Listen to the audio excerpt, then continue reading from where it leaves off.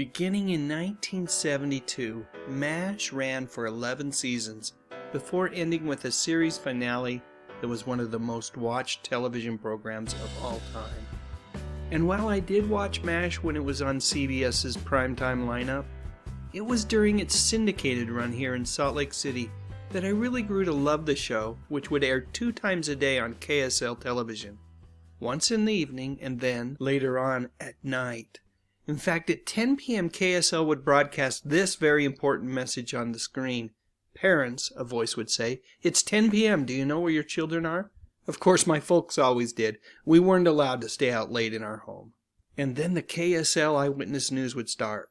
Norse, Welty, and James were the anchors. These guys were iconic in the 70s and 80s in Utah. And as part of their sign-off, they would say, "Stay tuned for m.a.s.h."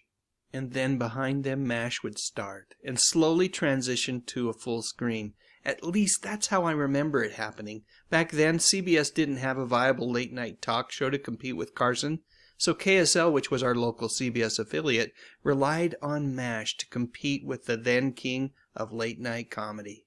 And compete it did, at least in our home. As we grew older and became teenagers, bedtimes were abolished.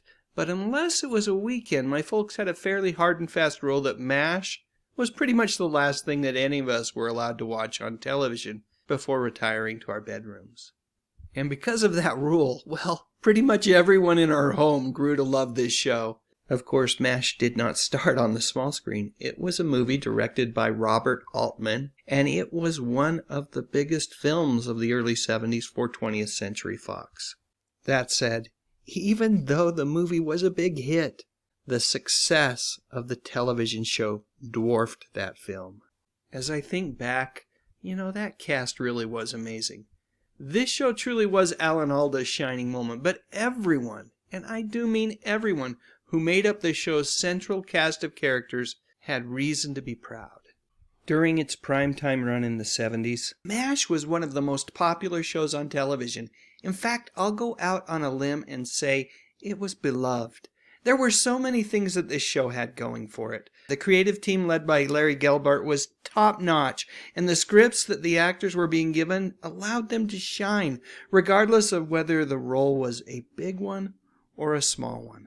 m.a.s.h was nominated for a Golden Globe in the category of Best Television Series, Comedy or Musical, in 1973, 1977, 1980, 81, 82, and 83. And beyond the awards and accolades, the show was, from a ratings perspective, one of the most successful television programs in American history. So with all that said, there are those who feel that the show was nearly unwatchable during its final seasons, and quite frequently their fingers are pointing in Alan Alda's direction when asked for a reason why they feel that way. Never mind that the showrunners for the series were actually Larry Gelbart, Gene Reynolds, and Burt Metcalf. For whatever reason, folks like to blame Alda for the show's shift in tone. Probably because Alda ended up writing 18 episodes of the series and directed nearly twice that many over the show's run. But m.a.s.h was never really meant to be a knee-slapping comedy. It's one of the things that drew Alan Alda to the show in the first place. And even during those early seasons, producers Gelbart and Reynolds, they knew that they wanted the show to be something more. It's why they fought to not have a laugh track on the show. It's a battle that they lost here in the U.S., but their willingness to forgo that laugh track really demonstrates that early on m.a.s.h wanted to be funny in a genuine way, which in turn, Gelbart and Reynolds believed, would lend itself to moments of great drama and occasional tragedy, such as the death of Colonel Blake at the end of Season 3. That whole episode was really hilarious, and there's that moment towards the end where Blake inspects the troops one last time. It's just so good, and then it happens. There's that final scene where you find out that Henry is dead. The whole moment is surreal and understated, and everyone continues to frantically work on in the OR, even though devastating news about their friend has arrived. It was a moment of absolute subtle genius, and something that later seasons could have used a bit more of. But still, there was a lot of change going on in the 407 7th. Quite frankly, a lot of change that Alda had no control over. In addition to McLean Stevenson leaving, you've got Wayne Rogers, who decided to walk away, and as a result, Trapper John was replaced by Mike Farrell's B.J. Honeycutt. And even more painful for me was the departure of Larry Linville a couple of seasons later. David Ogden Stairs' Major Winchester was a suitable replacement, but he was never the comic foil and partner in crime with Hot Lips Houlihan, the way that Frank Burns was.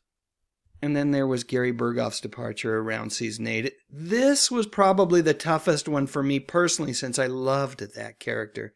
So with all the cast member changes, along with show producers who never really wanted the program to be a knee-slapping yuck fest of a comedy, and a lead actor in Alan Alda who truly recognized that this show was capable of making a mark on television history unlike any other show that had preceded it, is it any surprise that m.a.s.h's final seasons really pushed the envelope when it came to topics and overall tone of those episodes?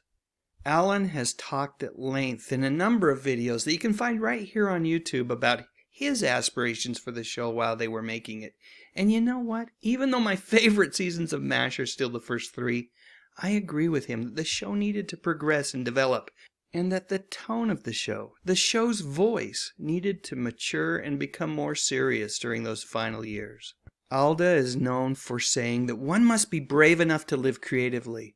With m.a.s.h, especially during those final seasons, his writing, his direction took the show to places that I don't think many of us saw it going during those first few seasons. His impact on the show was enormous, and I would challenge those folks like myself who enjoy the first few seasons the most to really reflect upon whether or not we would have wanted all 11 seasons of m.a.s.h to be like the first 3. I would not. Attention all personnel, the war is over. m.a.s.h is going home next. You call me a taxi, I'll be on my way. Share their touching goodbyes and their new beginnings. I'll never forget you. m.a.s.h, the end of an era, a 2.5-hour special. I'll miss you. The laughs and tears, the final farewells next. That is all.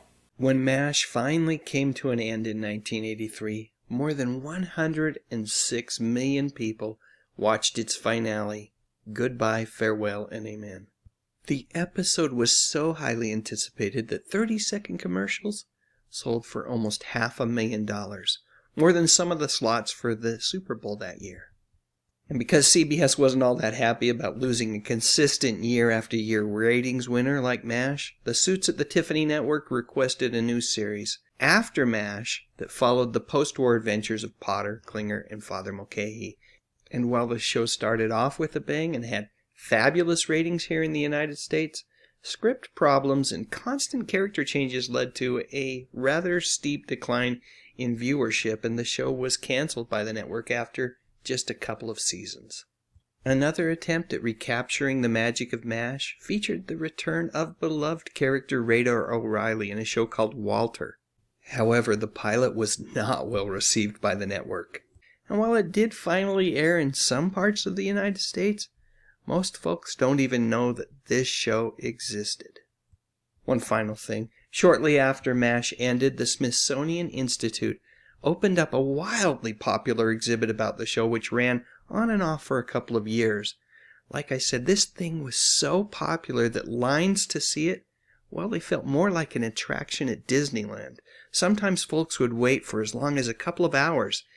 And then, because there were so many tourists that wanted to view it, once inside the exhibit, people were often only allowed to stick around for 10 to 15 minutes. Now it's your turn. Please share your memories in the comments section, and while you're at it, I'd love a thumbs up if you enjoyed this video, and I would be absolutely honored if you would consider subscribing to my channel. I talk about music, movies, and television, mostly from the 50s, 60s, 70s, and 80s. You know, the good stuff. But most importantly, and as always, thank you so much for watching.